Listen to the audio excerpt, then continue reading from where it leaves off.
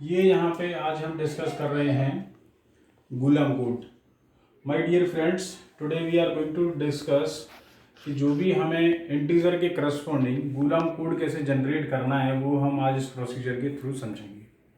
सबसे पहले तो मैं आपको एक बात बता देता हूँ कि जो गुलाम कोड है जो यूज़ होता है हमारा इंटीजर वैल्यू के करस्पॉन्डिंग बिट्स असाइन करने के लिए। जैसे अडेप्टिव हाफमैन कोडिंग है, हाफमैन कोडिंग है, ये यूज होते हैं हमारे अल्फाबेट के करस्पॉन्डिंग बिट असाइन करने के लिए। लेकिन जो गुलाम कोड है ये यूज होता है इंटीजर वैल्यू के रेस्पेक्ट में बिट्स को असाइन करने के लिए। और इसमें क्या है कि ये दो टाइप की स्कीम्स का कॉम्बिनेशन है। हम इसमें दो कोड एक्चुअली क्रिएट करते हैं for assigning the bits corresponding to the integer values. तो इसमें हमारी एक यूनरी कोड होता है जिसे मैं क्यू से रिप्रेजेंट करता हूँ और सम डिफरेंट कोड जिसे मैं आर से रिप्रेजेंट करता हूँ। तो ये क्यू लिखा हुआ है और ये हमारा आर लिखा हुआ है। तो इसमें हमें कुछ कैलकुलेशन भी करने की जरूरत है। मैं सबसे पहले बात करता हूँ इसके पहले वाले स्कीम की। जो हम यूनरी कोड मैंने यहाँ पे लिखा हुआ है, यूनरी कोड किसी भी पॉजिटिव इंटीजर का या इंटीजर वैल्यू का हम कैसे कैलकुलेट करते हैं, बहुत ही आसान है। मान के चलो कोई भी एक नंबर हमें गिवन है तो उसे आप प्रेजेंट कर सकते हो number of ones followed by zero या number of zero followed by one. जैसे कि एक एग्जांपल भी मैं आपको बताता हूं। जैसे कि यहाँ पे है 5, तो 5 को मैं कैसे रिप्रेजेंट कर सकता हूँ? यूनरी कोड इसका क्या हो जाएगा? या तो ये हो सकता है 5 टाइम्स 1 फॉलोड बाय ए 0 या 5 टाइम्स 0 फॉलोड बाय 1। तो इस तरीके से आप किसी भी इंटीजर के करस्पॉन्डिंग यूनरी कोड क्रिएट कर सकते हो। तो ये तो बहुत ही आसान है। किसी भी पॉजिटिव इंटीजर का आपको यूनरी कोड अगर कैलकुलेट करना हो तो सिंपली हमें क्या करना है, उस वैल्यू को आप पता करो, उतने वंस फॉलोड बाय ए 0 या उतने 0 फॉलोड बाय 1। तो एक पार्ट तो हमारा कंप्लीट हो गया। अब हम बात करते हैं इसके लिए जो दूसरी स्कीम हम यूज कर रहे हैं, जो दूसरी टेक्निक और है, जैसे कि हम आर बोल रहे हैं, तो हम आर के लिए कैसे कैलकुलेशन कराएंगे और आर के थ्रू आप कोड कैसे असाइन कराओगे for a given positive integer. तो इसमें हमारे पास कुछ फॉर्मूले हैं, वो मैं वन बाय वन आपको एक्सप्लेन करता हूं। एक है यहाँ पे, जैसे कि हम इसे जानते हैं, इसको ये जो रिप्रेजेंटेशन है इसको हम बोलते हैं फ्लोर। ठीक है, तो first you have to calculate the value of floor log base two M. M हमें एक वैल्यू गिवन होगी ऑलरेडी। जैसे एक प्रॉब्लम में अभी आपको शेयर भी कराऊंगा, उसका पूरा सॉल्यूशन स्टेप बाय स्टेप कैसे हम उसे सॉल्व करेंगे। तो सबसे पहले मुझे कैलकुलेट करना है floor of log base two M. It will generate the value of number of bits, कि मुझे कितनी नंबर ऑफ बिट्स की रिक्वायरमेंट है for first 2 to the power ceiling of log base two M minus M bits. Floor और ceiling को हम समझ लेते हैं। अपर वैल्यू कंसीडर जब हम करते हैं तो मैं सीलिंग यूज करता हूं, अगर मैं लोअर वैल्यू को कंसीडर कर रहा हूं तो मैं फ्लोर यूज कर रहा हूं। ठीक है, दूसरा है इसमें ceiling of log base two M number of bits representation of rest, that is R plus 2 to the power ceiling log base two M minus M the for the rest of the bits.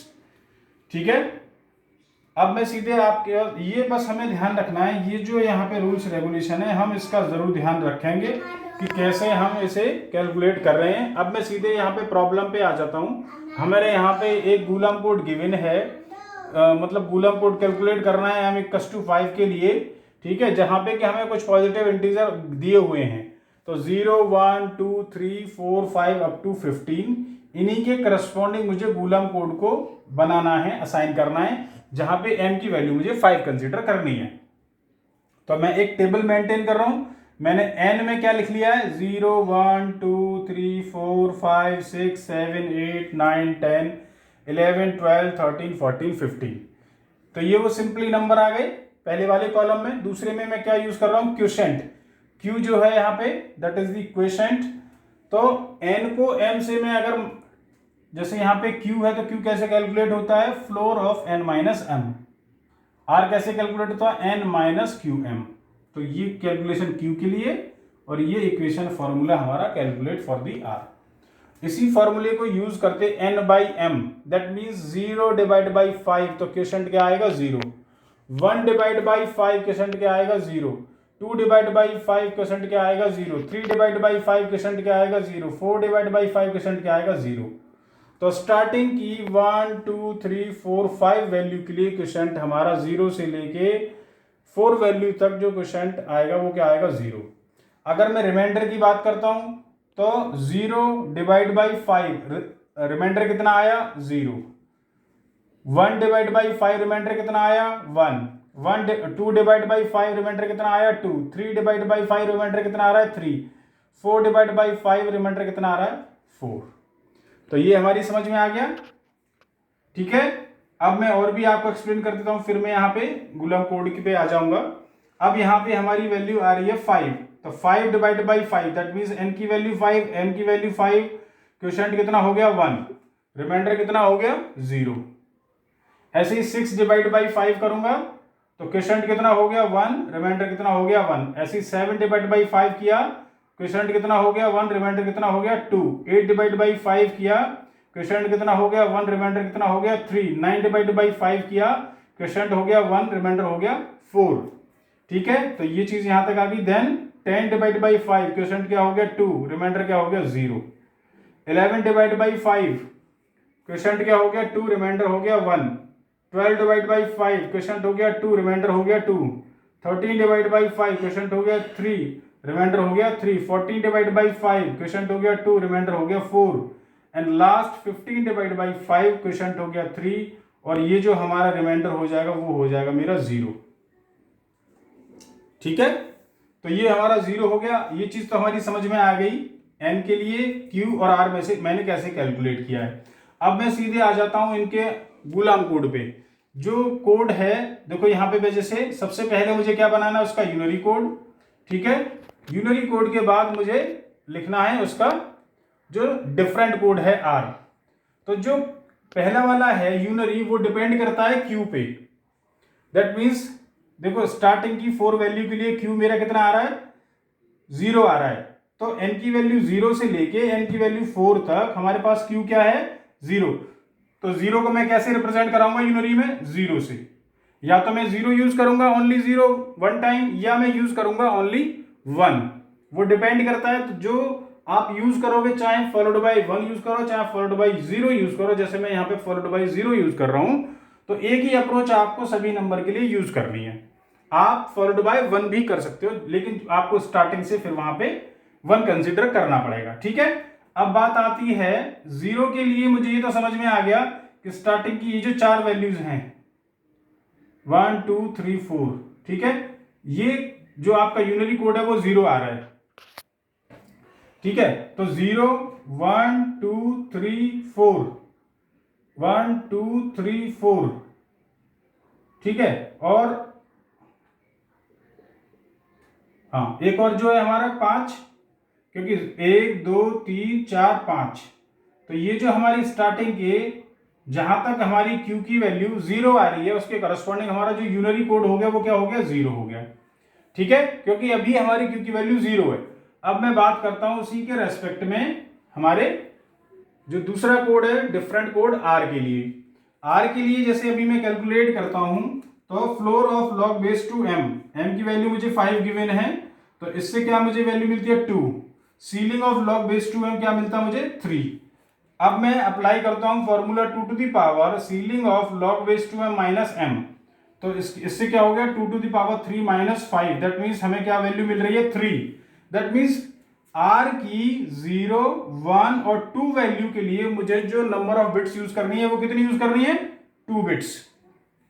अब rest bit के लिए क्या formula है r plus 2 to the power ceiling of log base two m minus m। तो r plus 3 bit के लिए मैं कितने बिट का कोड यूज करूंगा, इसके लिए कितने बिट का है ceiling of log base two m। तो इससे कितने बिट का हो जाएगा 3 बिट का। दैट मीन्स जहां जहां पे r की वैल्यू 0 1 और 2 आएगी उसके लिए मैं 2 बिट का कोड बनाऊंगा। सिंपली उसी के करस्पॉन्डिंग में बाइनरी में रिप्रेजेंटेशन कर दूंगा। 0 1 2 के रेस्पेक्ट में ये डेसिमल वैल्यूज है, इन्हीं के रेस्पेक्ट में मैं बाइनरी बिट्स को असाइन कर दूंगा in only 2 bits. Rest bit हम देख रहे होंगे जो r की वैल्यू सारी की सारी आ रही है, इसमें अगर आप देखते हो तो देखो 0 1 2 3 4, फिर अगेन 0 1 2 3 4, 0 1 2 3 4। ठीक है, तो 0 1 2 के लिए तो 2 बिट का, जहां पे 3 और 4 आ रहा है r में उसके लिए जो रिप्रेजेंटेशन आएगा मतलब डेसिमल वैल्यू के करस्पॉन्डिंग जो भी बाइनरी रिप्रेजेंटेशन होगा उसमें नंबर ऑफ बिट्स कितनी होंगी 3 बिट, क्योंकि यहाँ पे ये नंबर ऑफ बिट के लिए फॉर्मूला ऑलरेडी गिवन। अब बात आपको समझ में आ गई होगी। तो देखो यहाँ पे 0, आर की वैल्यू 0, तो 2 बिट में रिप्रेजेंटेशन 0 0। आर की वैल्यू 1, 2 बिट में रिप्रेजेंटेशन क्या हो गया हमारा 0 1। फिर आ गई वैल्यू आर की वैल्यू 2 को मैं कैसे रिप्रेजेंट करता हूं बाइनरी में 2 0। अब देखो इसके बाद 3 और 4 आ रहे हैं, तो इनको मैं रिप्रेजेंट कराऊंगा 3 बिट में। कैसे? 3 + 3, क्योंकि फॉर्मूला क्या है r + 3। आर की वैल्यू 3 में 3 ऐड किया क्या हो गया 6 का बाइनरी रिप्रेजेंटेशन 3 बिट का क्या हो जाएगा 1 1 0। ठीक है, तो ये हमारा हो गया। ऐसे ही बेटा आर की वैल्यू हमारी 4 है, 4 + 3 किया क्या आ गया मेरा 7 का 3 बिट का बाइनरी रिप्रेजेंटेशन क्या हो जाएगा 1 1 1। इसके बाद फिर से देखो वही, अब यहां पे 5 से लेके n की वैल्यू 5 से लेके 9 तक, ये जो q है वो कितना आ रहा है 1। तो 1 का यूनरी कोड क्या बन जाएगा 1 0, number of ones followed by 0। तो यहां से लेके यहां तक ये क्या हो गया, ये हमारा है इसी के करस्पॉन्डिंग यूनरी कोड। जहां जहां पे q की वैल्यू 1 आ रही है उसी के करस्पॉन्डिंग यूनरी कोड क्या हो गया 1 0, सबके लिए सेम। अब बात आ जाती है इसके r के लिए, तो यहां पे फिर से वही चीज फॉलो हो रही है। पहले आ रहा है 0 0 1 2 के लिए 2 बिट का बाइनरी कोड, दैट इज 0 0 0 1 1 0। 3 और 4 के लिए 3 बिट का बाइनरी 1 1 0 एंड 1 1 1। ठीक है, अगेन फिर आप देख रहे होंगे यहां पे q की वैल्यू 10 से लेके 14 तक q की वैल्यू क्या आ रही है 2 को मैं कैसे यूनिटी में रिप्रेजेंट कराऊंगा, दैट इज 1 1 0 1 1 0 1 1 0 1 1 0। ठीक है, तो ये यूनरी कोड हो गया। अब इसी के इक्विवेलेंट r की वैल्यू यहां पे देखो क्या आ रही है 0, तो 2 बिट का 0 0, 2 बिट को रिप्रेजेंट करने के लिए 2 बिट में रिप्रेजेंट कराएंगे 0 को तो क्या हो जाएगा 0 0। 1 को रिप्रेजेंट कराएंगे 2 बिट में क्या हो जाएगा 0 1। 2 हो जाएगा 1 0। 3 के लिए 3 बिट का representation, again 3 + 3 = 6, that is 1 1 0। 3 + 4 that is equal to 7, that is 1 1 1 3 bit में। ठीक है, फिर लास्ट जो हमारी n की वैल्यू 15 है, इसी के इसमें हमारा q क्या हो जाएगा 3, क्योंकि 15 डिवाइड बाई 5, n की वैल्यू 5 है तो q की वैल्यू क्या होगी 3, रिमाइंडर कितना हो गया 0। ठीक है, 3 का यूनिटी कोड क्या बन जाएगा 1 1 1 बाय 0।